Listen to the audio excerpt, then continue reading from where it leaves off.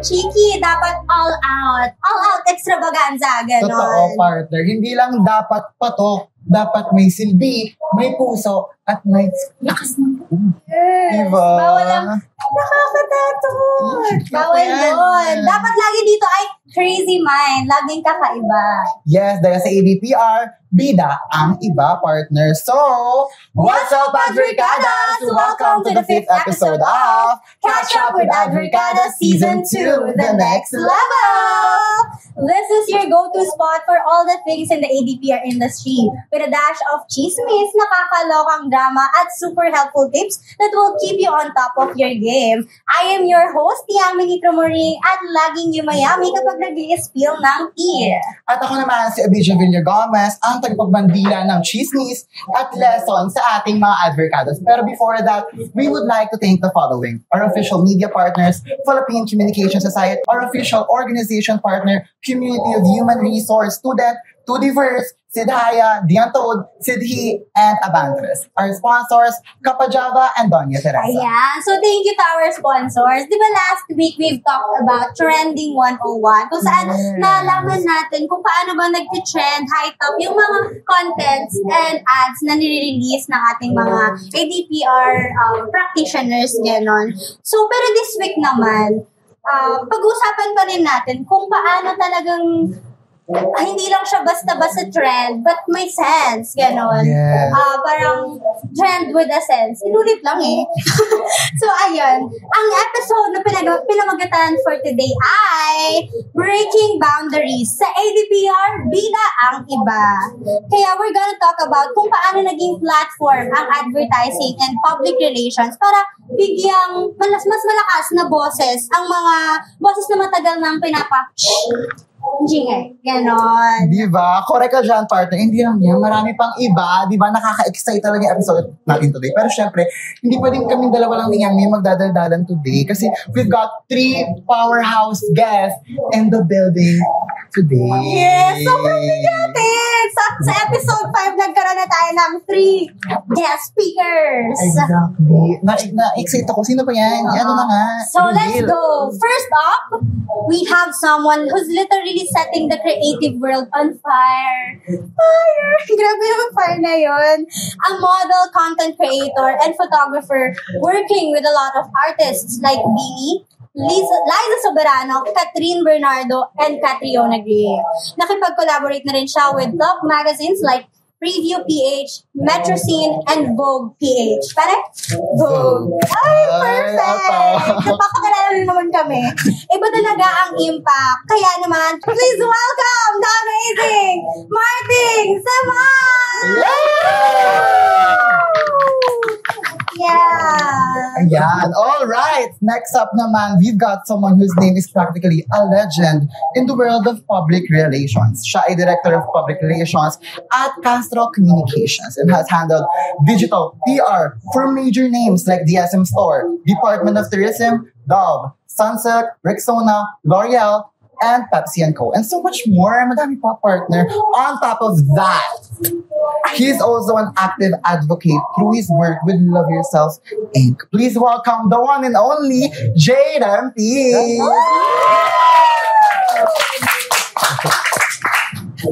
Ang bigatin, grabe. Pero syempre, hindi pa dyan nagtatapos. Di ba sabi nga namin, 3 yung guest speakers natin today. Joining us today is Triple F. Fierce, fearless, and fabulous. Yes. A proud graduate of Advertising and Public Relations, class of 2022.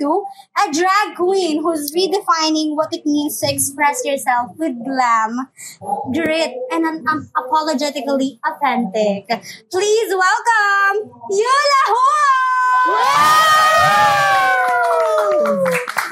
Yan. Sila ang ating mga fabulous guest speakers for today na hindi basic, kundi iconic, laging extra, never tragic. Yeah, so buckle up, Advocadas, kasi today, hindi lang tayo ang bida, iba ang bida. Alright, so bago ang lahat, let's get to know muna the brilliant minds joining us today, our fearless guest speakers who are making bold moves in the world of advertising and public relations. So, welcome po sa I'll catch up with Advercadas. So, feel free to introduce yourselves po kung paano kayo napunta sa scene na to at spill until ano yung mga ganap niyo lately sa buhay. Ayun. Kahit sino. Bata-bata.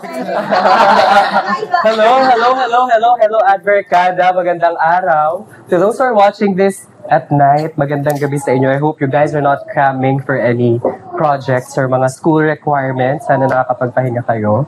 My name is Jay. I'm the head of PR of Castro PR. Actually, my degree is journalism. It wasn't really PR, but I got introduced through that program. And I started my career in 2015. I started as a writer for the Manila Bulletin. It's one of the oldest and largest publishing companies in the country. And there, I reported to different news desks. So I really wrote for the likes of fashion, beauty, home, tech, automotive, and many, many more. And then after a couple of years, I thought I wanted to do something more creative. Parang gusto ko mas maging involved sa pagko-conceptualize ng campaigns. I want to be part of the people behind the message of a brand or of an idea. So I shifted to PR. That's where I joined many different PR agencies, PR firms, and also helped create many different campaigns. Until in 2023, I finally joined Castro PR. That's the PR agency that I am with now. Here at PR, I'm very proud to share that it is a queer-owned and led PR firm, and 60% of our members of the agency are all openly queer. So that's representation. And we're the current PR partner of many local and multinational companies. So kabilang na dyan, yung Mondelez, so yung mga Oreo, Toblerone, Cadbury, Tiger, and then also ULSSI or the Skin Sciences arm of Unilab. So the likes of Myra, PH Care, Gyne Pro, Celatec, at maraming pang ibang beauty brands. Apart from that, we also have food and beverage. So meron kaming PepsiCo, meron kaming Gatorade, may Lay's, and you know, masyadong maraming consumer lifestyle, but at the heart of it all, really, the main focus and mission of Castro PR is to share progressive ideas and campaigns that we think would have a great impact on the society. That's why we're also the PR partner of mga non-profit organizations. Like what you shared earlier nga, we're the PR firm that's in partnership with Love Yourself Foundation and also Angat Buhay Foundation by Attorney Lenny, now Mayor Lenny Robredo. So I really think that at the core of what we do and as PR practitioners, it is really about, you know, changing mindsets and introducing to them new perspectives that would help build a more progressive and equitable future for all. Perfect. Change narratives, right? Yes. Nakaka-pressure naman sundan yung Kaya mo yan, sis? Interview ba to? Okay. Hi everyone, I'm Simone, second year college, taking Bachelor in Advertising and Public Relations dito sa PUP. I'm currently as a freelance young creative, so I do collaborations and paid collaborations sa different mga nag-aalad sa natin sa industry natin. So namely, may mga models, but I do photography, I do content creation, kind of, sort of. I also do set design. So, doon ako nag-start actually. So, doon natin umpisahan yung kwento ko. Kasi, I started set design sa Rocket Sets. So, sa Rocket Sets, it's a production house sa mga magazines, sa advertising. And Rocket Sets built many sets sa mga iba't ibang campaigns. So, ayun, nakakatuwa lang kasi pumasok ako doon ng first year and actually pumasok ako doon nung wala akong experience at all. Like, no experience sa prods, even sa buong industry natin, wala talaga ako experience. So like, ang first work ko sa kanila is event, tapos hindi ako aware na sobrang lala pala ng event kapag mag-set ka doon. Kasi parang imagine from midnight dapat nandun ka na kasi for prep, tapos hindi ka pwedeng, alam mo yun, parang umalis-alis doon agad kasi parang may mga biglaang revision yung clients and everything. So, after nun, sobrang nakakatuwa kasi mga ilang projects lang ilang projects pa lang nakukuha ko from them. But, nagkaroon agad ako ng, for me, as a big project. Big project ko first, I think, yung nag-art direct ako for Hello Glow and This Universe. So, parang sobrang biglaan lang nun kasi as in like, kasi yung rocket sets, parang kinukuha niya lahat. So, minsan kapag may kulang sa wardrobe, minsan kinukuha na lang din namin para mabilis yung shoots and everything. But yung experience ko dun talaga is like, nag-set design lang talaga ako dun. Tapos parang medyo late pa ako nakapunta kasi meron akong school that time. Tapos, yung namin dun, yung atake ko dun is like, they know me, yung pinaka-head ng marketing nila as na nagmo-model, ganun. So like, kinausap niya ako ganyan and sabi niya, if I can help ba na para mag-posing kasi may mga aminin natin, may ibang girls naman talaga na medyo nahihirapan sa mga poses and I believe yung art direction din kasi parang super important din yun for them kasi para ma-deliver kung ano ba talaga yung gusto nilang yung vision talaga and like para ma-send yung story through movements or like poses. So after that, after yung first work ko from them ng art direction, sobrang nakakatawa kasi nagkakasunod-sunod, ganyan, nagkaroon ako ng mga magazines and nagkaroon ako ng mga connections, network from different people, namely yung mga iba't ibang creatives natin. So, parang sobrang nakakatawa kasi at first year pa lang ako, sobrang laki na for me yung nabuo kong network. And, I mean, mag 1 year na ako sa industry natin, pero sobrang nakakatuwa yung progress na nabuo ko within the industry. At the same time, parang yung trust ko rin sa sarili ko na kung kaya ko ba to or whatsoever and everything. So, ayun, parang sobrang ganda lang ng progress na nabuo ko within 1 year sa industry natin. So, yeah. Yun. Bigatin na. Parang wala. Pero naman. Ano yung sinabi niya? What she said. What she said. And, ako, I'm pero yon, I'm a social media and marketing manager for an insurance agency in the United States, specifically in Florida. So, yun. And I do drag in the part-time. So, once or twice, minsan 3 times a month. Yan, just to, parang hindi ako ma-burn out sa work. Pero usually, ang work ko sa day job ko, which is basically gabi siya since ibang bansa, is, I make content for multiple pages of different insurance agencies and companies.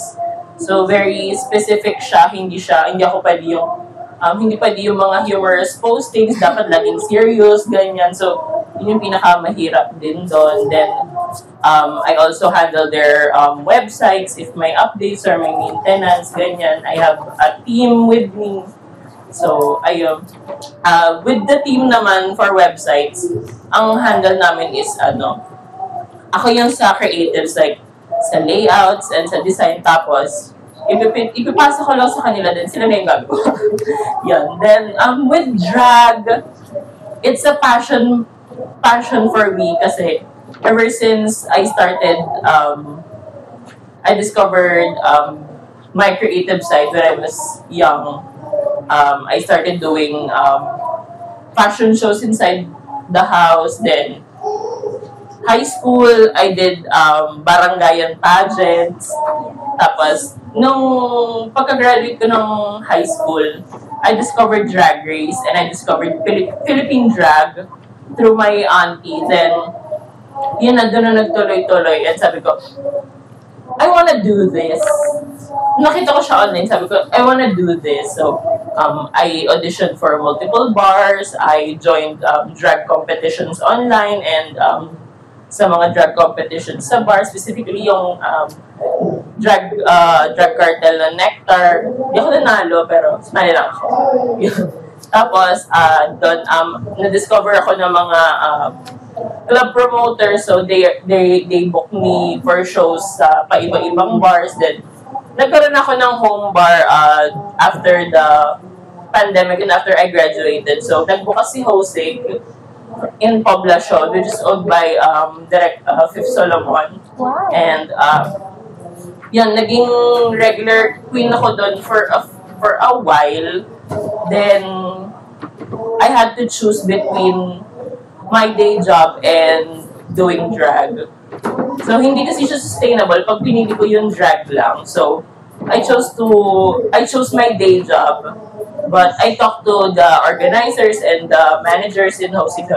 Kahit bigyan lang nila ako ng once or twice a month.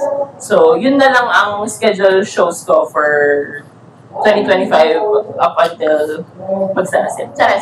Hindi, yun. Pero ayun. Yun lang. Parang hindi lang din talaga ako burnout kasi it's my passion. Yeah. And, ang saya mag-dress up kasi talaga. And doon ko nalalabas yung creative side ko kasi sa work ko, masyado ko restricted with the rules of the corporations with the rules of insurance sa US. Kasi sa US, may mga specific words ka na hindi mo pwedeng sabihin with your marketing. Yeah. One wrong word can cause a lawsuit kasi. So, very hard siya. It's very technical. Yes. So, one time, akala ko I was getting fired na kasi I used the word best in a social media post, but hindi pala pwedeng gamitin yung best when it comes to marketing United States insurance. So, ayun. Buti na lang mabilis ako mag-delete. So, na-delete agad. Yan. So, nakakatakot siya kasi tapos nag-send sa akin, binasa ko uli, nag-run through uli ako ng mga So, it's very technical. So, I do drag to free myself from the cage. From the cage ng yung pagkaka-restrict sa akin ng day job ko. So, parang, siya yung naging, drag is my escape. Yeah. But, marketing and social media managing is what puts food on the table. Correct. Thank you. Just by Siniloan Laguna. Avenue po kayo ng representation just by talking with us and nakakita kayo natin mga audience, right? Like, it's an honor for us to have this three bigating guests with us, diba? Miss J, Miss Martin, and then the Queen, Ariana Grande. Mali! Yeah. The Queen Hula Hoop. So we want to hear your thoughts about this topic naman po. When people say representation when it comes to advertising and public relations, ano agad po yung unang thought nyo? Is it more meaningful ba? Or minsan parang it's tokenism na lang? Like, who wants to go first? Well, I think more than anything, representation means authenticity. You can't just put someone on camera just because they're queer, just because they're brown, or just because they're plus size. That's why at Castro, whenever we create campaigns, we always ask ourselves na, who will be the storyteller of this campaign? Who do we want to talk to? What's the main message that we want to push? Who will have the loudest voice and who will be left behind, so that we can assess kung sino ba yung mas kailangan ng attention at kung sino nga ba talaga yung mga tao that needs to hear that specific message that you want to champion. So, ang daling sabihin that a brand is inclusive just because they, let's say, hire someone who is queer or someone who is brown or who's a person of color. Pero, dapat sa kalagitnaan ng lahat, amidst everything, there should be a long-term commitment that is also all-inclusive so that you can also help them flourish and grow. Yeah. So, kunwari na lang, in my context within the agency, you always make sure that all our queer employees also have the same opportunity as the cisgender members. So lahat sila may kanya-kanyang progress in their career, lahat sila nakakatanggap ng same equal treatment, ng same policies also that's fair for all, ng support that's beneficial for all, may it be within the policies that's being implemented by our human resource department or through the opportunities that could help them upskill, that could help them upskill and be able to grow not just as peer professionals but also as individuals. Yeah. So, ganun din yung same logic and same discipline that we apply in the campaigns that we do with the brands that we partner with. And more than anything, I really think that being able to be in this opportunity, being given this platform to actually call kung sino yung mga tao who will be representing your brand, who will be the ambassadors of a certain campaign, it is really a responsibility. That's why, personally, I take it very seriously. Yes. Dapat yung mga binibigyan nating representation ay totoo po, no? Kasi true lives yung pinapakita na. Yes. Correct. How about you, Miss? What's your thought? Representation, ang agad yung pumapasok sa isip mo. Eto kind of, sobrang ikli lang. Hindi ko kaya, kung ano yung sa'yo. Charatan. Siguro sa akin, meron dalawang butas na mapupuntahan kapag sinasabing representation. Butas. Mahilig ka sa butas? Hindi na para! Pinasara ko na yung akin. Buti naman. Magkatabi kami sa'yo. Grabe. So, sa dalawang butas na yun, I think the first hole, yung goal ng brand is like, para i-market lang yung product nila. So, like, for example, a clothing brand. Sobrang daling sabihin na kapag pambabae lang yung dudamitan natin. Kapag panlalaki lang. Ayun lang yun. Kasi that's their market di ba? And ang possible magiging market na nila is like yung public na, let's say tayo, yung queer, di ba? Nasa sa atin naman na kung ano yung bibilin natin na kung saan tayo section bibili. So, I think ayun yung first hole is like, depende kung saan bibili yung, kung ano yung pinaka-market ng brand, ayun lang yung i-advertise nila. Tapos, I think the second hole naman, dun na papasok kung yung sinabi niya kanina, kukuha lang ako kanina, yung long-term commitment. Kasi, I think kapag sinabi natin ng representation sa isang brand, dapat it's a consistency, di ba? Kailangan hindi lang, kasi ito yung month, kunwari, June, yan, papasok na yung Pride Month. Yes. Ang mga brand na yan, bigla silang pagkakakitaan na yung mga queer communities and everything. Pero, when we say yung second hole is like, ginagamit talaga nila yung isang community, not just for market, but to raise an awareness and advocacy para masolusyonan or like para ma-represent yung isang problema at para maging aware yung publiko doon sa certain na kinakaharap nung isang community na yon. So ayun, and at the same time, yung sinabi niya rin kanina na masasabi natin na mayroon representation sa isang brand kapag then, I think, kapag meron din silang let's say sa LGBT, meron din silang employee na part ng LGBT. Kasi, let's face it, sa corporations, I mean, siguro ngayon, nagiging inclusive na. But like, for the past years, let's face it, na ang daming discrimination na napupunta. But yung mga brand na yun, yung mga company na yun, they really they market yung LGBT every Pride Month. Tapos makikita mo na isa rin sila doon sa mga nagde-discriminate doon sa ano na yun. So parang, ang first thought ko whenever I heard the representation, no, I think dapat yung second hole yung lagi natin mapupuntahan na kailangan meron tayong long-term commitment kapag pinopromote natin yung isang community and yung isang individual at hindi lang para ma-market yung isang product natin. Yeah, so, hindi lang surface level. Yeah. May spasyo pa para sa ating mga sa Kaya mga mo yan.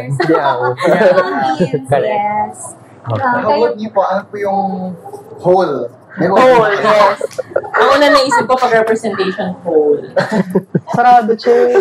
Sarado. Sige. My first thought when they say representation kasi is yung dapat ay aligned yung values ng isang brand or isang company dun sa sinushow nila sa kanilang marketing. Na hindi lang just like, pag nag-show sila na, okay, inclusive yung marketing namin.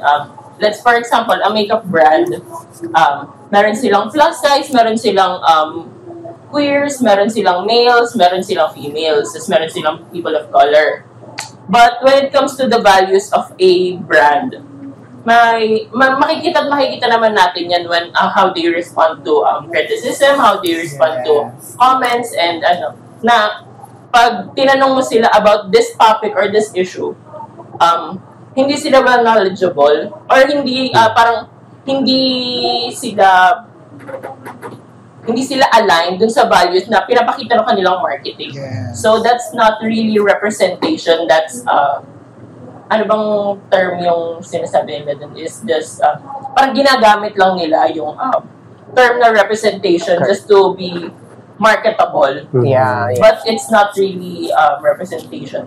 Kasi yan, madalas natin makita yan, di ba, na there are people na gumagamit ng mga terminologies, na mga pop culture references na originated from the queer community. Yeah. But when it comes to fighting for queer rights, fighting for the social equality bill, fighting for our rights and every topic that speaks about our rights and women's rights or human rights in general, wala silang say or sometimes ang sabihin lang nila is sometimes they are against but they monopolize on the queer community. Yeah. Ayun, makes me wonder lang din kung paano nyo po nakikip yung representations with what you do. Kasi, like, di ba sabang restricting ka mo sa corporate nyo? So, okay. Yes, okay lang. The representation, sobrang minimal. Pero, with what I see sa, naman, and what I experience naman, is very, not really so much inclusive, pero nagtitiptoe pa rin kasi kami as a company and as a team. Nagtitiptoe kami sa mga ideologies and topics na kasi from sa Amerika, iba yung culture nila sa atin, then iba din yung humor nila, iba yung and ang base kasi nung work ko is Florida. So the state is predominantly white. And ang demographic kasi talaga ng insurance is nasa older generation, nasa 30s to 40s to 50s. So most commonly conservative sila. But yun, nakakapag parang token representation na lang din kasi mahirap din na business is business pa rin. I'm being honest na. So, mahirap pa rin. Pero, nakapag-post kami ng Pride Month, ganyan. Nakakapag-Pride Month promotions kami. The Juneteenth kasi may celebration sila ni Juneteenth, which is for Black liberation. And February, may scheduled postings kami like last February, which is Black History Month. So, may postings din kami lang. Kahit predominantly white yung demographic namin. So, I myself, pinupush ko din yung team namin and yung bosses namin na we should be more inclusive kasi hindi lang naman, I've experienced kasi na may mga clients na yung mga kumukuha ng insurance sa amin. Kasi na-reach din nila kami na queer couple sila na bagong kasal, tapos bibili sila ng bahay and din nila ng insurance. May gay couple, may lesbian couple, tapos meron naman usually na mga naman sila ba queer kids na kukuha sila ng bago nilang car, ganyan. Kasi nakikita namin yung details nila. And ang maganda din is when the details come to us, meron kaming option for different genders, not just male and female. Yes. Oh. And pwede rin sila maglagay ng specific na gender nila kung ano yung pinaka-identity nila. Which is great din kasi unti-unti kasi inclusivity and representation, hindi naman siya yung one-stop shop lang na yung isang bagsakan lang. So, there's a step-by-step pa rin. At least, not to be a credit grabber, pero yun. me and my other teammates din kasi yung nagpo-push din talaga dun sa kasi ang pinaka-head namin is a white man. So, and siya, nasa boomer age na siya. Hindi mo naman intindihan niya yung pinanood niya.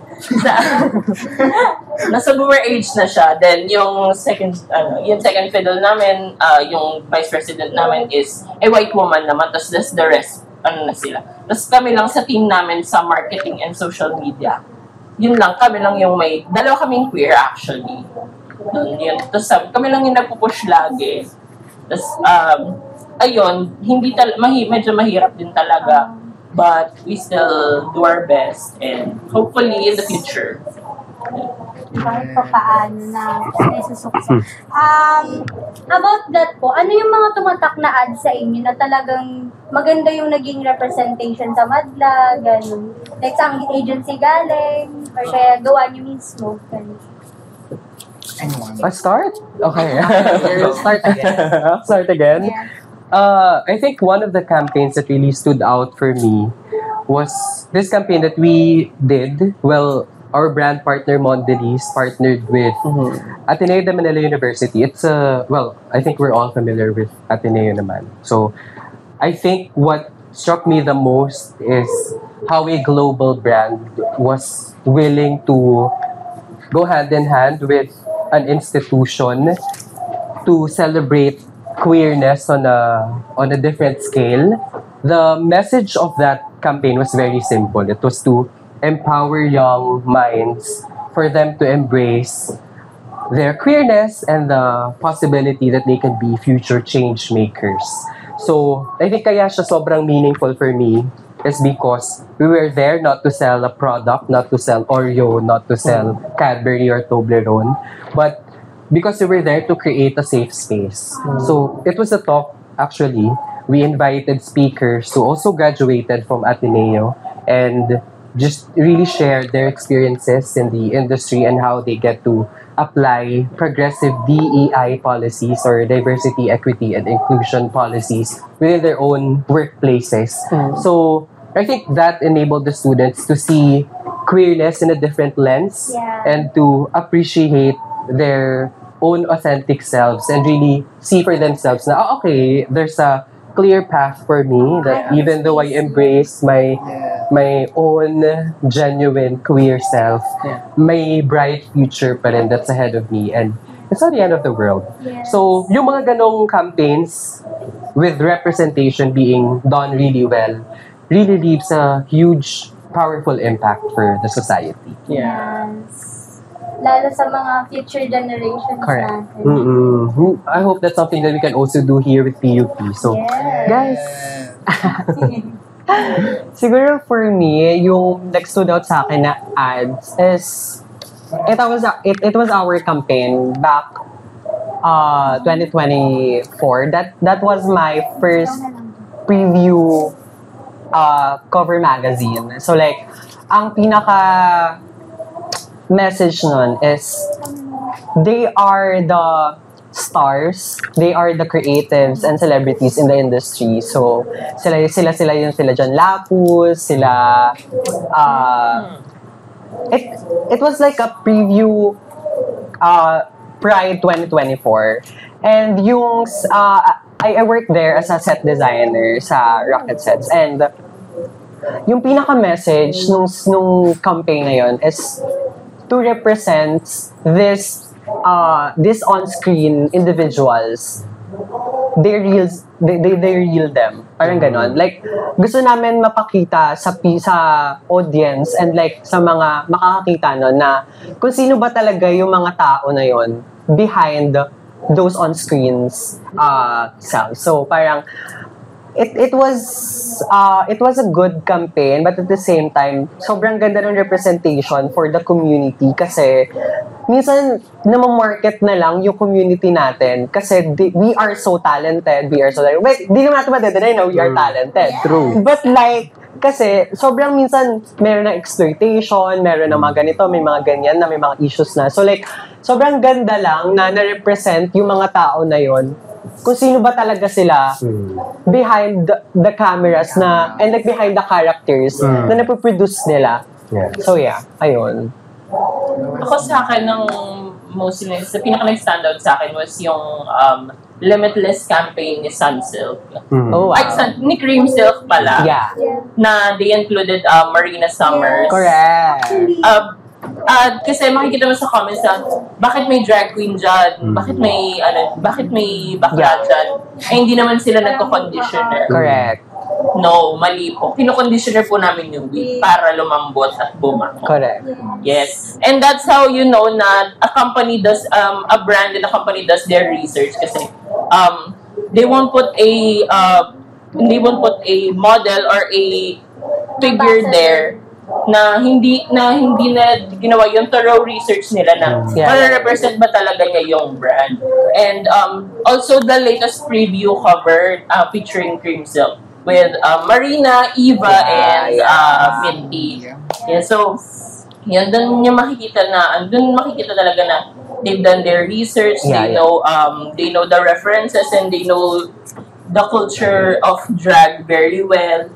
So ayun, kaya doon mo makikita na they really did research. Yes, they finish talaga nila. Yeah. I think ganun yung magandang brand.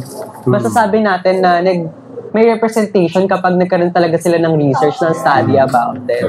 Tsaka pag inaaral mo talaga kung how they live din talaga. Sabi rin kasi nung mga naunang speakers na parang maigi yung makipapamuhay. Correct.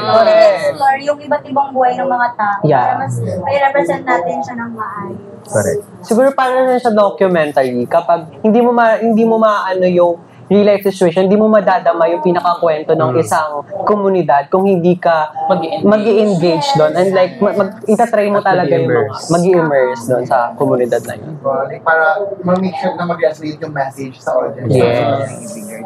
So, syempre, ito naman, curious po kami as host and mga advocates natin. So, have you ever worked on a project, speaking about project pa din, when it comes to representation, have you ever worked on a project where parang challenging representation requirement? Like, binigyan kayo ng representation requirement, it's challenging siya. Like, may any campaigns na tumatak sa isip? Sige. Well, currently, like what I have shared earlier, PR partner nga kami ng Love Yourself, and we're currently working on a campaign na specific to the transgender community. So this is through their Transcend arm. So we are spreading this message na there is an accessible, convenient, and safe way to transition, wherein you will be guided by a medical professional in your transition journey. And it's very important because in the Philippines, wala tayong access to that. Yeah. And wala rin enough data to back up yung side effects of doing DIY transitions and hormone therapy. And it's so sad to find out that upon our own study and upon our research also, we have found out that about 40 to 50% of those who are doing their DIY transitions, lagi siyang nag-lead to negative effect. So, meron siyang mga hormonal imbalances, yung mga iba't iba pang factors. At ang worst case na nangyayari ay may iba na binabawian na buhay because of it.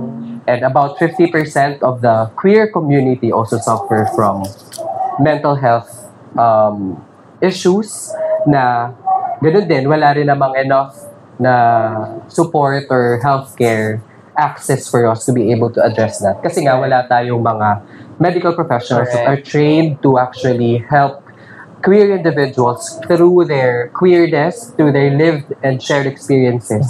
So, I think it's very important na ngayon, mas nagiging open yung mga tao ngayon, mas nagiging open ang mga tao in understanding kung ano nga ba yung iba't ibang karanasan ng mga tao in the community.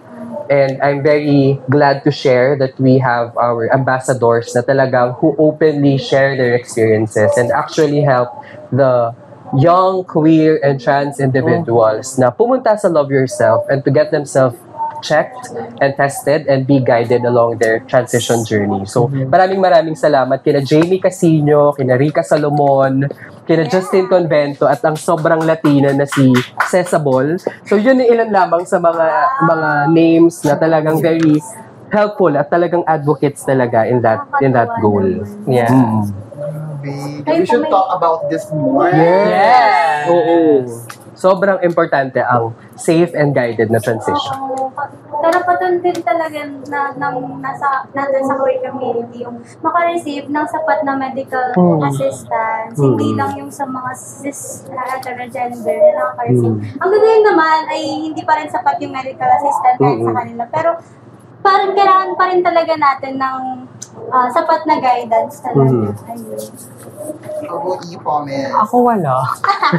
Hindi, like, in a sense, wala akong masyado napuproduce na may nare-represent na isang community kasi mostly ang ginagawa naming mga campaigns is like for their brand na kung sino talaga yung market nila. So like, I mean, doon sila papasok sa sinabi ko kanina first hole. Hindi sila sa second hole na may representation talaga. So, wala akong nasasagot na parang na-challenge ako kung may kailangan na i-represent ka. Ako, hindi siya specifically for the queer community, but it was a Women's Month campaign for the multiple companies na nawakan namin. We have to do a posting and promotional materials for Women's Month. And very hard siya kasi during that time in the political climate of the United States kasi na-overturn yung Roe v. Wade, which is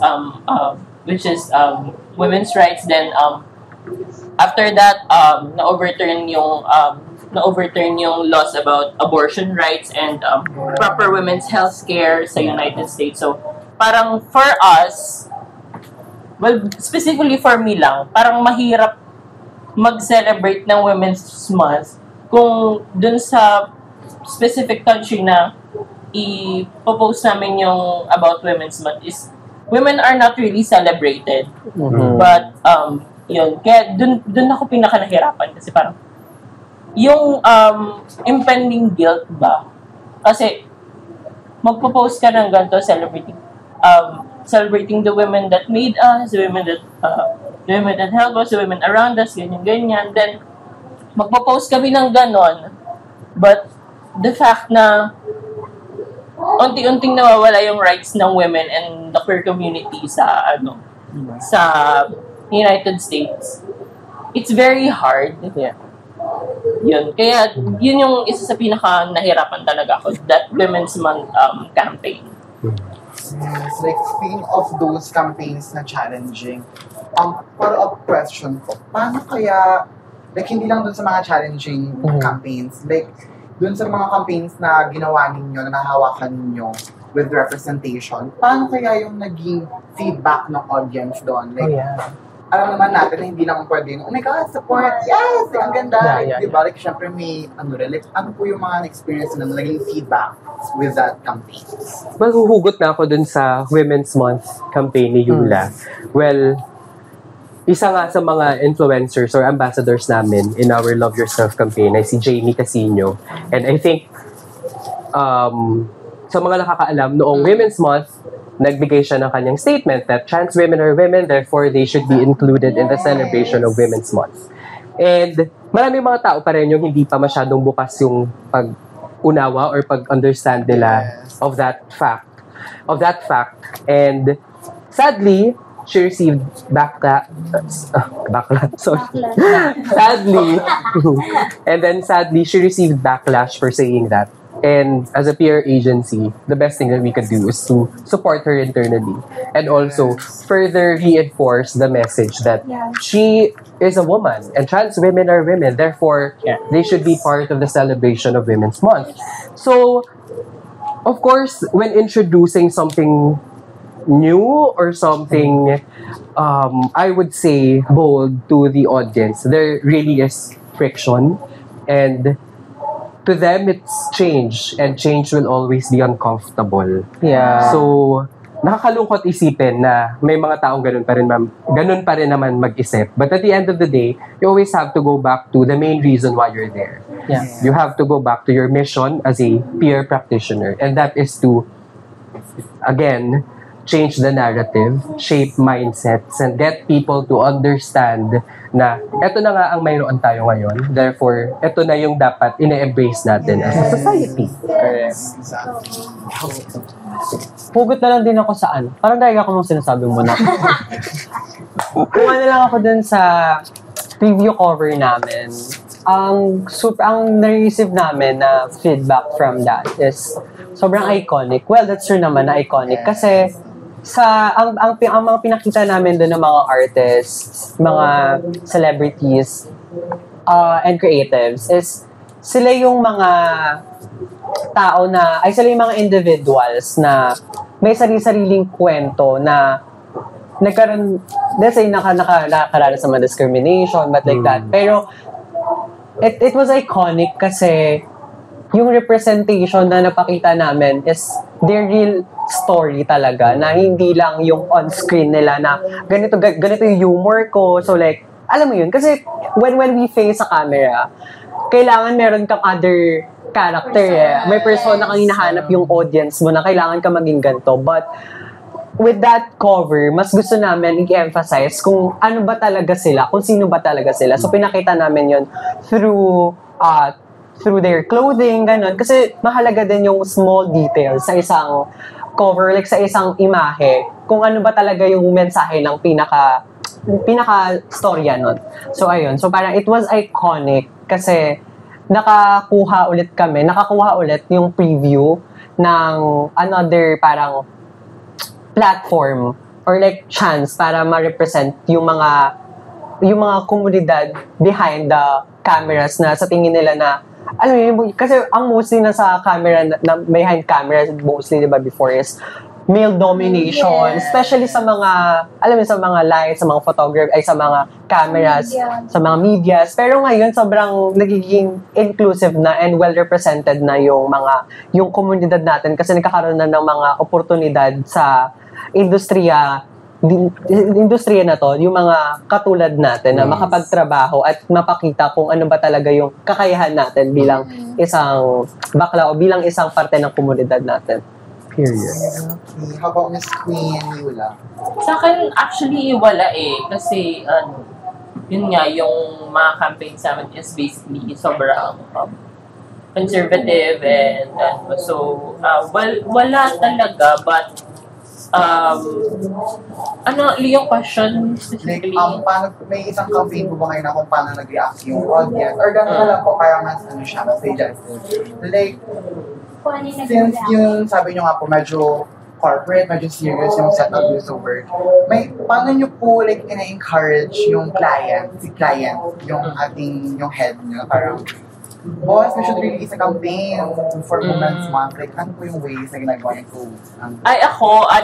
I make multiple set of contents na tapos ipapasa ko sa kanila lahat. And then, pag pinresent ko na sa kanila, syempre, yung pinaka-gusto ko, yung pinaka-humorous, yung pinaka-funny, yung yung pinaka-na-show ko talaga yung kung ano yung gusto ko ipakita. Yun, doon ko babonggahan ng pagpapresent. So, minsan, madali ma-auto-in yung mga merkado. Pero, ayun, doon, usually yun yung napipili nila, which is the campaign that is more colorful, more quirky, ganyan, more, with the reels and campaigns na pinopost namin is, gumagamit ako ng mga cartoons, ganyan, parang napapatulong ako sa team namin, sa mga illustrators namin na gumawa ng cartoons, yung katulad ng camel na bumibili ng bahay, ganyan. Yun. So, napapalabas yung quirky side ko. Parang with how I present them before we post. So, ayun. Panguuto baga. Nakakatuwa kasi lalo yung sa nabanggit niyo po na parang yung sa trans women are women. Yeah. Nag-say din ako din para sabi ko, parang naman tayo ng pinaglabang karapatan. Bakit Correct. hindi natin mag-aaway na parang babae at saka tayo sa mga queer sa community. Kung parang naman tayo ng binabaka ng isang macho feudal na lipunan. Correct. Diba? Boboto ka na pag nag-mayor pa. Ganda ng word yan, no? Matipod. Oo.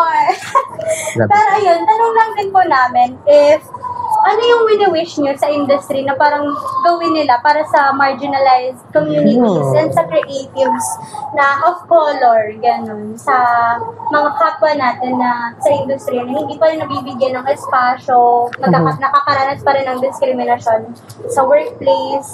Ayun, ano yung wish nyo sa mga kumpanya? Ganun. Oh, yeah. Unahin naman natin sa UC. Ayun, sige, go sa akin. For me, let's continue to as with our different platforms, with our different workplaces. Let's make them uncomfortable. Kasi Yes. not until hindi sila pag comfortable sila sa mga nangyayari, sa mga ginagawa, sa mga pinoproduce nila, mga pinoproduce natin, walang progress na mangyayari. Di ba nga, since we are considered as artists pa rin yan. Correct. Yung art comforts the afflicted and afflicts the comfortable. Yes. So, yun, let's make them realize na we are here, we are queer, we're not going anywhere. Yes. Kaya, let's make them see us and let's make them know us and let's show them who we are and what we stand for and what we fight for. Yeah. What we Love it. deserve. Correct. Ako for me, ang wish ko lang, sobrang simple lang, is makinig yung mga kumpanya dun sa mga stakeholders nila. Kasi sila yung nakakaalam kung ano ba yung real problem. Kasi sila yung nakakaranas. So for example, let's say, ang isang komunidad ng mga komunidad natin, mga LGBT, kung kailangan nila ng ganitong espasyo, kung kailangan ng ganito nilang, alam mo yun, kung kailangan nila ng ganitong kagamitan, bakit hindi natin ibigay doon sa kanila kung nabibigay naman natin sa mga straight people or whatsoever, di ba? So, parang, just listen to them and by listening to them, makakapag-create tayo ng safe space para sa kanila kasi sila yung nakakaranas nga ng mga hinaing nila na gusto nilang, alam mo yun, na gusto nilang, nung kailangan nila. So, ayun.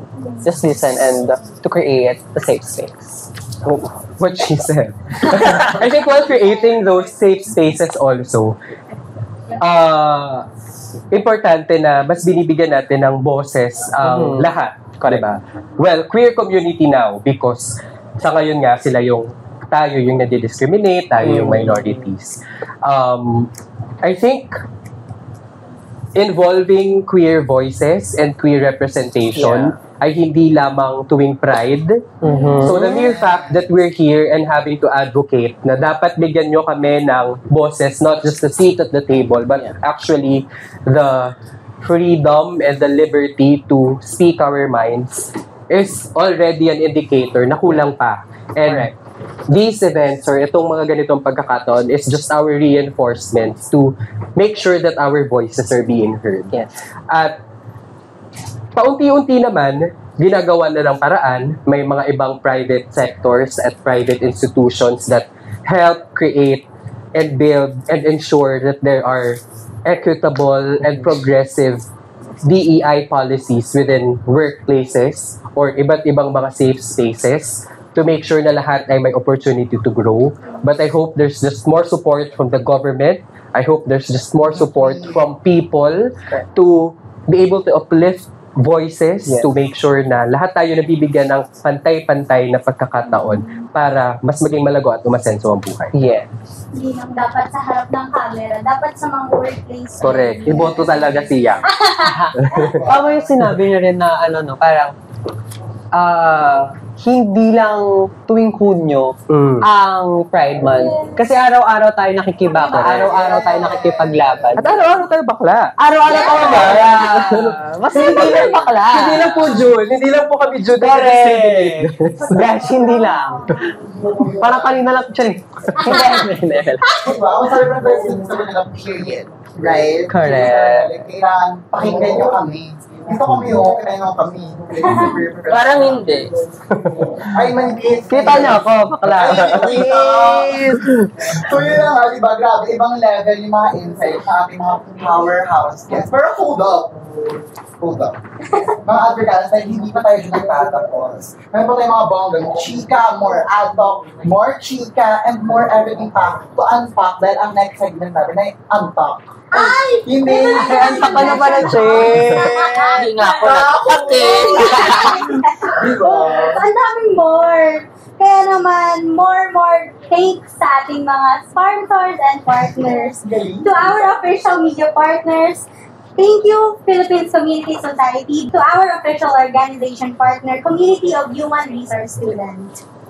Hello, Advocatas! More fun and exciting pasabog na chikahan ang makikita natin. Kaya naman, sit back and relax lang tayo dyan. Yes, diba? So now, let's move on sa ating Q&A with our advocates kung saan bilang inyong sagot, kuda, at chika na parang pang MMFF. Ano ba yung question natin for today's Ang question ay, anong movie ang i-replay mo in real life sa ADPR industry? Wow naman ang question na yung gawin pasabog talaga. Parang pinag-isipan siya. Oo, pinag-isipan talaga bago Pinag-isipan siya. So, basahin na natin yung mga award-winning sagot ng ating mga ADPR students na galing sa online at sa ating TFC subscribers. Yes! Diba? Basahin na natin. We're international. Party. Pang-Oscar. Sabi ni Charlie Bautista, ang bet niya ay ang super charming na Emily in Paris. Wow, that's like romantic comedy drama series na for big dreamers, diba? Halo-halo adventure talaga. It was very perfect. Diba? Pero syempre, ngayon napasabog yung sagot ni Charlie, gusto natin marinig yung sagot ng ating mga powerhouse guests. Kayo muna. Ay, Yes, ikaw. Ano yung host Ikaw. Ayun. Ano sagot email na lang po nyo? Yan namin. tayo. Ibigay ko. Sa anong movie ba sa akin? Anong movie kaya sa akin? Check natin ulit. Charet. Ikaw ang movie sa akin, kung i-represent, i-replay, Charlie's Angels, kasi tatlo yung Tama. Charlie. Si Lucy Liu. Diba? Charlie's Angels sa akin. Ikaw, partner. Ako Si Charlie. And the chocolate box. That's a Charlie de Rosario. Ano sa'yo? Okay, tama. Charlie Bautista Ako, ka, parang yung nag-send ng entry kay Ayoko, si Charlie galing! Bautista. Walang dito siya, yun siya. Ay, si Hi Charlie Bautista. Hi Charlie Bautista ko nanonood ka Hello, ngayon. Charlie. Shoutout sa'yo. Shoutout sa'yo. Ito ko yung Emily in Paris. Although hindi naman movie yung Emily in Paris, girl. Nilalaro mo kami, ah. Ako, Devil Wears Prada. Ano nga, yun eh. Ay, Ano siya? Ano ba yung palabas yung yung parang, yung red tapos sinunog, tapos nag-iba yung And think of it. Cruella. I prefer Cruella.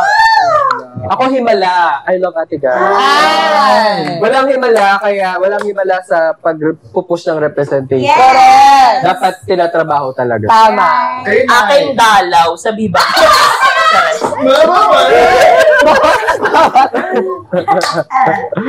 Diba? Cruella and Dalaw. Pwede ba sabi niya? Mapapanood natin yung Pwede. Oo, horror siya.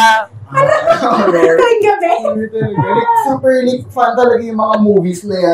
Parang madami talaga tayo matutunan sa mga movies na yan.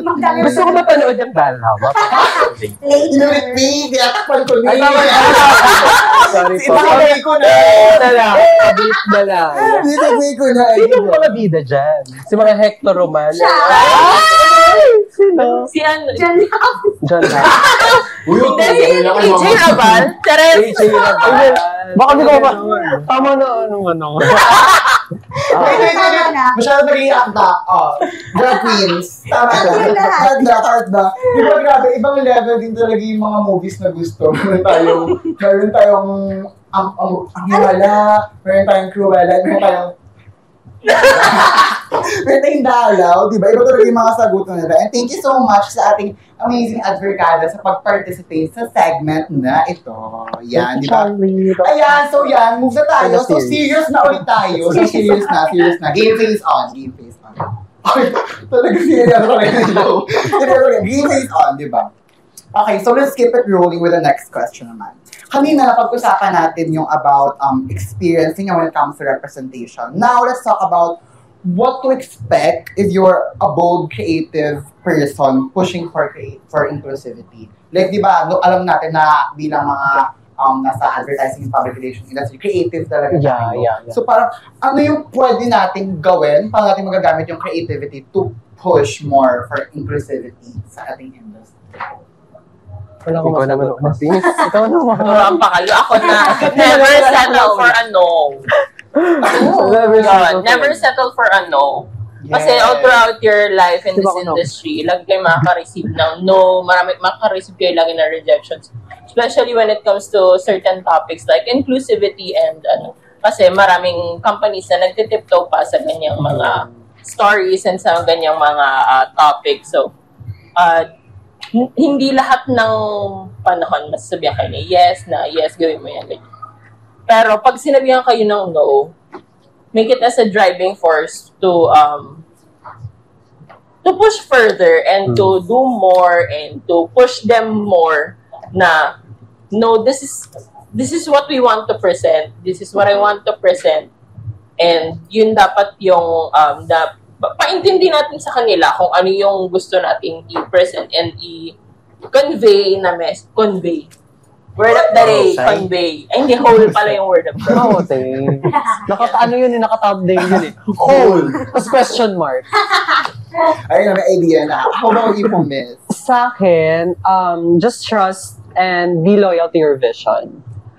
When it comes sa pagbuo ng isang ad campaign, dapat kailangan firm ka dun sa pinaka-vision mo, and at the same time, kailangan nagtitiwala ka na may mapupuntahan tong may mapupuntahan tong istorya na to, makakarating to sa masa, at makakapag-represent siya ng isang komunidad successfully.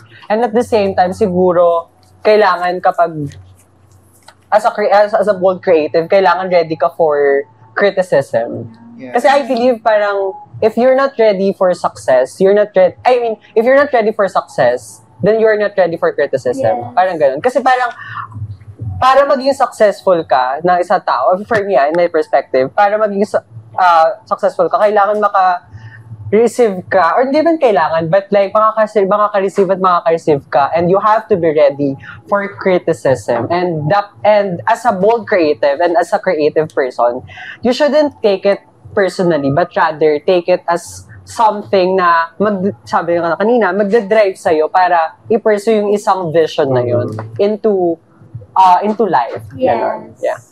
Ang akin naman, I guess, ang pinaka-importante for me is to always amplify stories with authenticity and dignity, especially when you're talking about the queer community. Yeah. Because it's so easy to tokenize them, to stereotype them, and to say, for example, kapag bakla ang ikakast sa isang movie, lagi siyang may scarf at lagi siyang problema about sa lalaki. Correct. When in fact, you can use that opportunity to portray a queer person na may aspirations, na someone who's also very inspirational, and someone that you can actually look up to. Hindi lang siya dapat puro trauma, puro pain. Of course, that's part of their story. Pero dapat, bigyan mo rin siya ng equal opportunity to also develop as a character. Yes. Para kapag napapanood siya ng mga younger people who see themselves in that character, they know na kaya ko rin pala Yes. kasi nakaya niya. Correct. Meron din para sa akin. Super uplifting ng mga sagot ng ating guest na talagang, alam natin, may pupuntahan talaga tayo. Speaking of pupuntahan, di ba? Now we've talked about Pupuntahan ka representation, ganyan. Based po sa mga careers ninyo right now, do you think po na may enough support system sa ADR industry for LGBTQ or queer people? Like, do you think meron pong specific na sa kanila? Mentorship or safety? In my experience, yes. Meron mga right people na tumutulong talaga sa mga queer community, ay sa mga queer individuals para ma-pursue yung isang gusto nila. And in my experience, meron ako isang director na nag-offer sa akin ng laptop para hiramin ko siya. Kasi ako, I came from like well-off family, but like as someone na ayoko talaga na magpabayad ng tuition, kaya ako pumasok sa State University. Ayoko bumili ng mga gadgets na mamahalin kasi alam ko naman na I can provide it kapag graduate ako. So as much as possible, i-maximize ko muna kung ano yung meron ako. So yung director na yon, pinahiram niya ako ng laptop niya, spare laptop, since I was first year. So nag-work lang kami sa isang project for the first time. And for the second time, nakakatuwa kasi nag-offer na agad siya ng ganong offer na sino ba naman yung isang tao, di ba, na magtitiwala for your second time or like sa first meet nyo pa lang, tapos papahiram mo agad yung mamahalin mong gamit.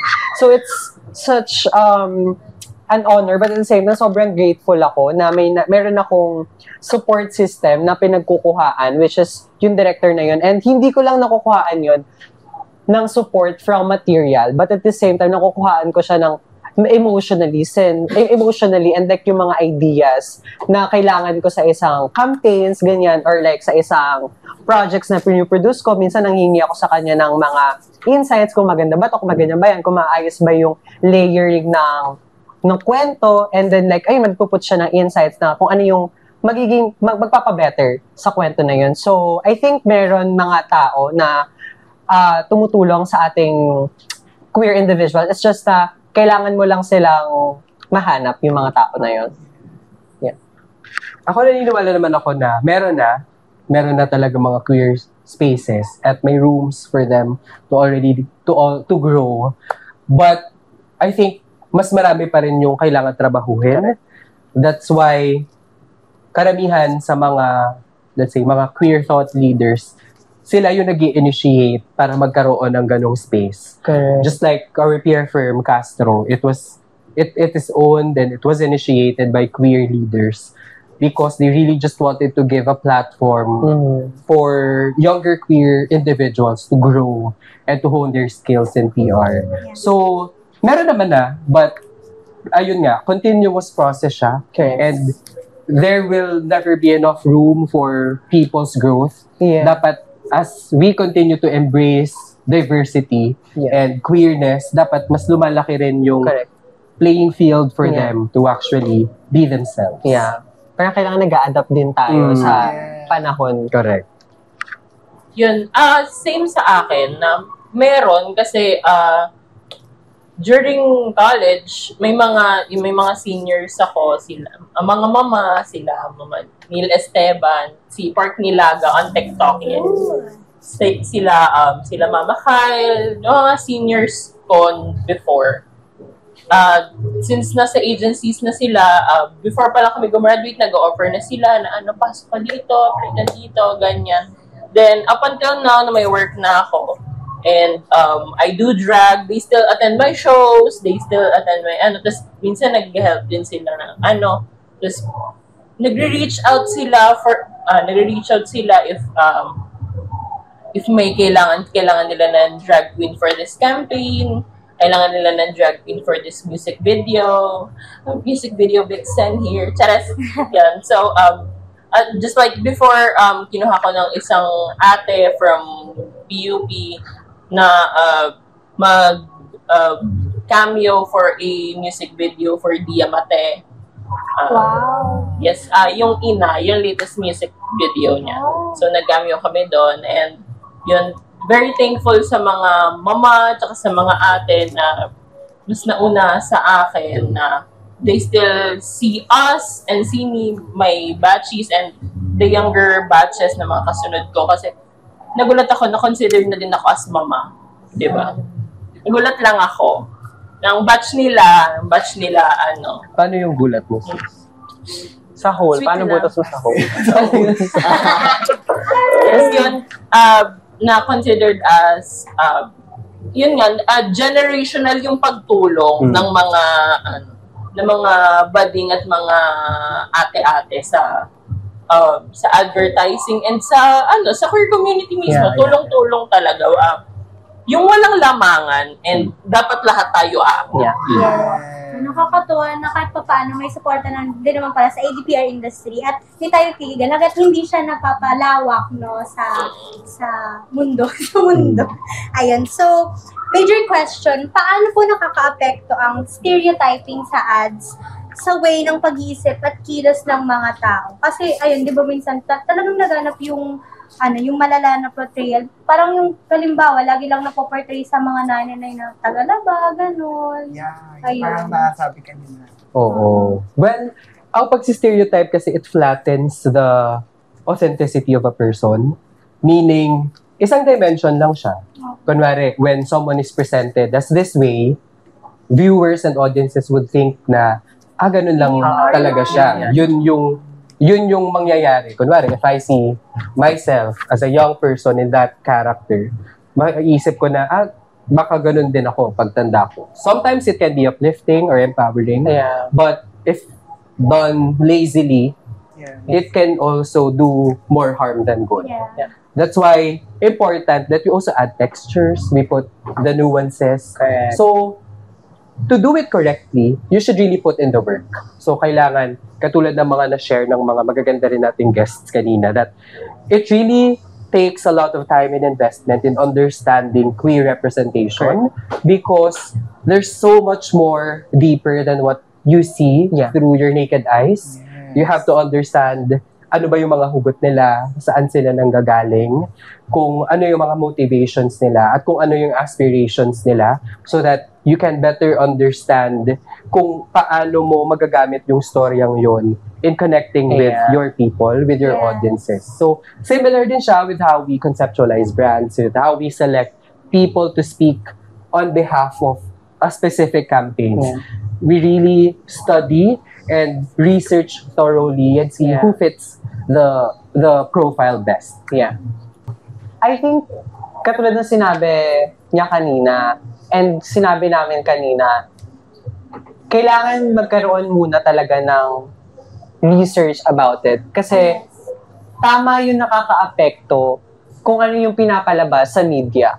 Kasi I believe media is the most powerful and influential para sa tao na nakakakita nun. So, it's really important na pag-aralan at bigyang panahon para pagtuunan ng pansin kung ano ba talaga yung nangyayari sa specific na individual na yun, sa specific na community na yun, para maiwasan yung misrepresentation and at the same time, yung limitadong impormasyon na pinapahayag mo sa publiko. So for example, it's a documentary it's a role for this specific individual. And ito lang yung ni-research mo.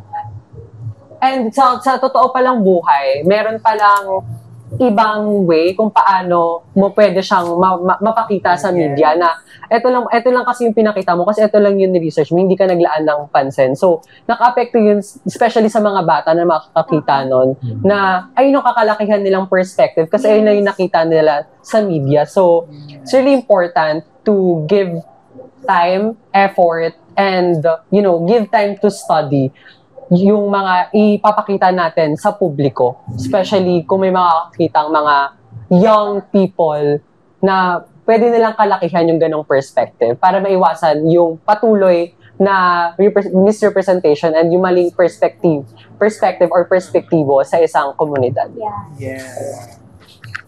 Yun. Kasi usually, ang mga stereotypes na pinaportray natin sa media now is yung mga stereotypes pa way back in the 80s and the 90s pa. And yung stereotypes na pinaportray nila yun is wala na siya sa generation natin eh. Kung meron man, sobrang konti na lang. So, when we do, kung hindi tayo magpo-portray ng stereotypes, if we do our research, if we portray real people and real stories, mas magiging relatable siya, mas madali siyang maiintindihan ng tao, and mas hindi siya for the eyes lang. Yung ipapresent nating content, hindi siya for the eyes lang. for the heart din siya. Kasi, when you portray real people, real stories, it will be relatable. Makikita siya ng tao na sabi, ay, si ganito din siya. Ay, si ay, ganyan din ako. Diba?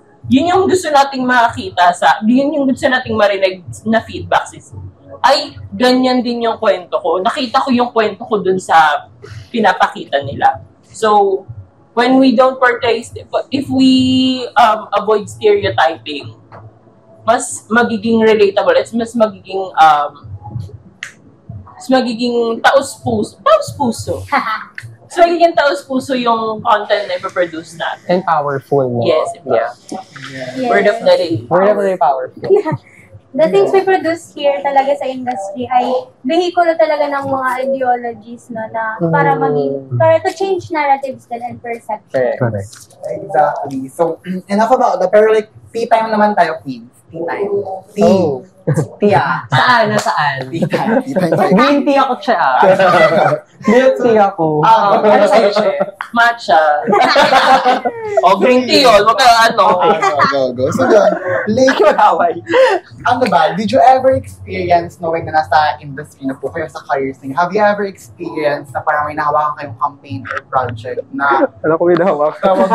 Ako din eh. Hindi na iba yung hawakan. Papunta eh. Yung hinahawakan kayong project or campaign na close-minded yung client or yung audience. Like, paano kayo nag-respond? Pero if wala naman po kayong experience, Pass na ano lang. na lang? Pass na lang. Ang gawin natin is siya? Ano yung pwede niyong mabigay na advice dun sa mga practitioners or sa audiences Yes. na or sa mga agencies na close-minded na hindi nag-take ng risk into diving in sa world natin? I think ako yung dapat paundan yan. Okay. Yung mag-a-advise sa akin. Ano counseling? Baka libreng counseling. Dapat naman, mag-promote tayo ng libreng counseling. Correct. Counseling, amang ating mga konsehal. Mali. Ay, maling counseling. Mali. Yun sa akin, mahirap lagi halos lahat ng campaigns na pinaproduce is mahirap. Kasi when we want to be inclusive, when we want to be quirky, maraming roadblocks na encounter, maraming sinasabi na usually ang feedback is, will our audience be able to understand that? Will our audience be able to will our audience like that? Will that be something that provokes them? Yeah. So, yun ang usually na pinaka-struggles kasi need talagang, again, word of the day, tiptoe. Kailangan namin mag-tiptoe sa mga sa mga bagay na pinapresent namin, sa mga pinaproduce namin na content. Kasi nga, yun, sobrang conservative sila and parang konting maling wording mo lang na may masabi kang something about this certain group or may certain age na nabanggit ka, i-take nila as attack agad yun. Tapos parang, sabihin nila na offensive, ganyan, insensitive. When in the fact, you're just, hindi naman talaga yun yung intention mo. Tapos, when you try to incorporate inclusivity, sabihin, usually ang sabihin nila is, it's too much. But when it comes to, pag yung certain demographic na nila yung tinapik mo, sabihin nila offensive. So, sobrang contradicting lagi nung ideologies nila. Kaya yun talaga yung mahirap. Ako simple lang. Yung, wala naman ako naranasan na dyan mula sa tanong na yun, wala naman ako naranasan na sa pagbuo ng campaign. Pero siguro ang mapapayo ko lang, wow, kala mo naman talaga. Siguro ang realization ko from our collective ideas is gay spaces and platforms shouldn't be privileged. It should be our rights. So dapat yung mga, alam mo yun, yung mga pinapakita natin na representation. Because let's face it, yung mga brands sa pagmubo sila ng isang campaign, even may mga tawag dito, may mga komunidad na nire-represent sila, mas kino-consider pa rin nila yung kung pasok ba to sa brand values nila, kung pasok ba to sa brands nila. I mean, let's say, kunwari, ang ano nila is queer community again.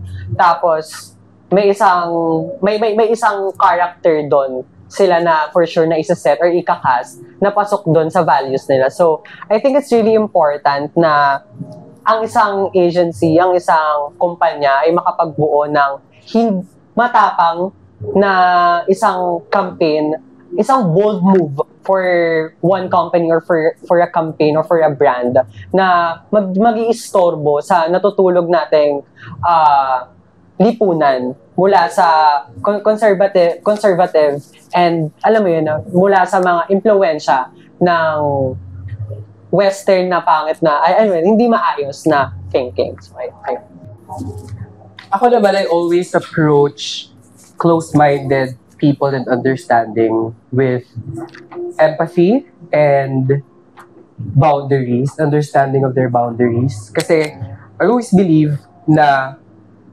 for you to be able to correct, you have to connect first. Correct. And one of the most effective ways to connect with people is to meet them halfway through understanding their POV or their point of view. Kunwari, ang gusto kong sabihin ay, this is a queer love story. Pero for it to be more universal and for them to understand it better, I can phrase it in a way na this is a story of love from a queer lens. So, you always attack them or you always hit them with the emotional aspect wherein alam mo na pareho kayo ng pinagdadaanan at pareho kayo ng pag-understand about that specific topic, and then you start from there. So similar with how you do brands, similar with how you interact with people, you always find similarities, connect with them, see if there are concerns that need to be addressed, and then move forward with progress. Yes, in connection with progress po, ano yung vision nyo for the next 5 years? Ano yung bagong vision nyo for minority creatives sa ADPR industry? Like, ano yung dream nyo para Ano yung gusto natin makita? Marginalized na communities and people in Bangkok? Ako sobrang simple lang. Lahat tayo magkaroon ng oportunidad na makapasok doon. Hindi lang yung komunidad natin, pero yung mga nasa laylayan, sana bigyan din sila ng plataforma, bigyan din sila ng sapat na oportunidad ng ating gobyerno para, alam mo yun, makapag-aral at makapasok sa ganitong industriya. Kasi naniniwala ako na we are born to be creative, diba? Mali. We are born to create. Yes! We are born to create something. So, naniniwala ko na lahat tayo, meron tayong init na creative vision, meron tayong iba't ibang style, and it's just na hilipunan natin, nagkakaroon lang talaga ng, alam mo, nalilimitahan lang tayo. Kasi ito yung standard, ito yung ano natin. Ito lang yung dapat mong gawin, ito lang yung dapat mong i-represent, ito lang yung dapat mong ipakita. Pero dapat natin matutunan na habang tumatagal, habang nagpa-progress yung lipunan natin, dapat mag-progress din, sabay-sabay tayo at hindi lang yung lipunan. Dapat kasama tayo in mga iba't ibang sector or like iba't ibang level. Kumbaga, sa triangle, ano ba yun? Food pyramid. Ayun, food pyramid. Parang ganon. Kung may nasa taas, kailangan... bro. Kasulok. Kaya di ba sabi nila, balik ta rin? Yes! Exactly. Ano yung tanong? Ano po yung vision niya sa IDPR Ano yung industry vision para natin? sa ating mga Ayun, for me, is more queer people in the spotlight. Yeah. Kasi ngayon, marami na tayong nakikitang representation in the spotlight. Hindi lang yung mga comedians, but we have glamour girls na nasa spotlight na. We have actors, we have models, we have behind the spotlight, then we have creatives, we have photographers, we have magazine editors, editor-in-chief ng mga magazines who are queer, na I think we can not really dominate, but make a statement that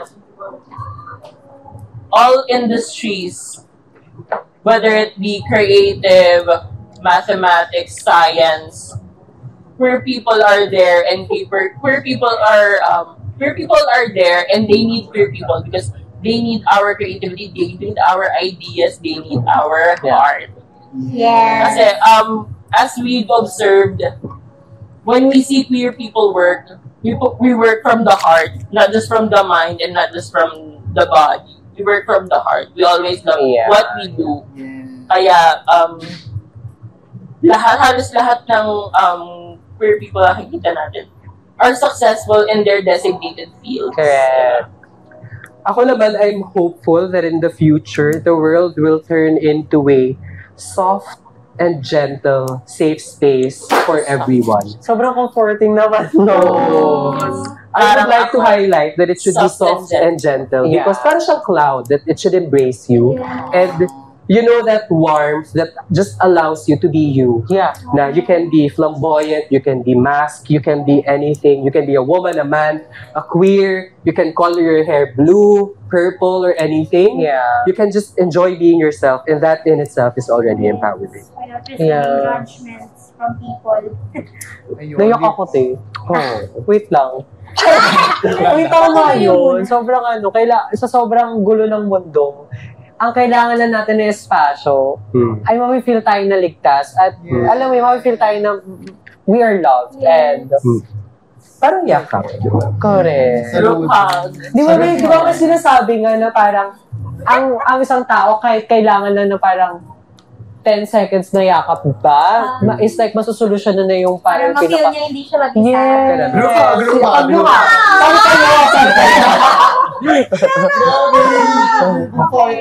Para huwag natapusin sa episode na to. Naiyak ako. Sige, pero yun naman lagi ang goal. So, matulong-tulungan tayo to make this world into a better place. Diba? Yeah. Like, super sad. Pero grabe talaga. Like, this episode was giving life, knowledge, and representation. So, thank you so much po Thank sa ating you. mga dearest speakers. Kayo. Thank you po, Miss Yula, and Miss Simon, and Sir... Ay, sorry. Okay. And, ayun, thank you for sharing your wisdom and being an inspiration sa mga nanonood at nakikinig sa atin. So, thank you for reminding us that authenticity and inclusion will never go out of style. Yes. And sa mga viewers Bongga mo natin naman, dyan. napasok mo pa yun. Haters. Ay ba? Ang galing. Kasama mo si Ariana. Nagkakaroon ka ng haters. Nagkaka-night na.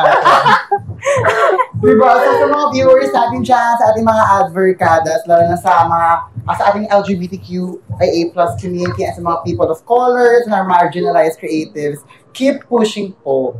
Keep pushing. Yes. Yung script. Keep pushing I-dominate po. natin. Keep telling your stories po. The industry needs you po. So, di ba? Gawin natin siya. Yeah. talaga. Yes, I-dominate that's right. natin yung industry na to. Yes. Kasi Correct. representation isn't just a trend. Yeah. Bababasa ka pa, ano pa It yun? is a movement. Ano sa It is a mga movement. pamud dyan na mga nakasulat. Ayan. At dito sa ADPR, hindi lang bida ang brand, bida ang Saya. iba. Dahil meron tayo. Johnny. Not sponsored. Dahil hindi ko Ay, hindi ko binanggit. So, diba, super grateful talaga tayo sa ating mga guests. And speaking of grateful din tayo, of course, sa ating mga beloved sponsors and partners. Our official media partners, Philippines Communication Society, our official organization partner, Community of Human Resource Student, Tudiverse, Sidhaya, Diantod, Sidhi, and Abantres. And of course, our sponsors, Doña Teresa and Kapajava.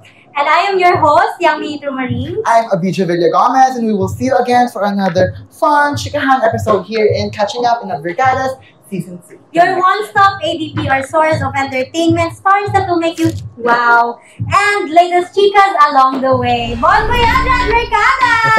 Bon voyage!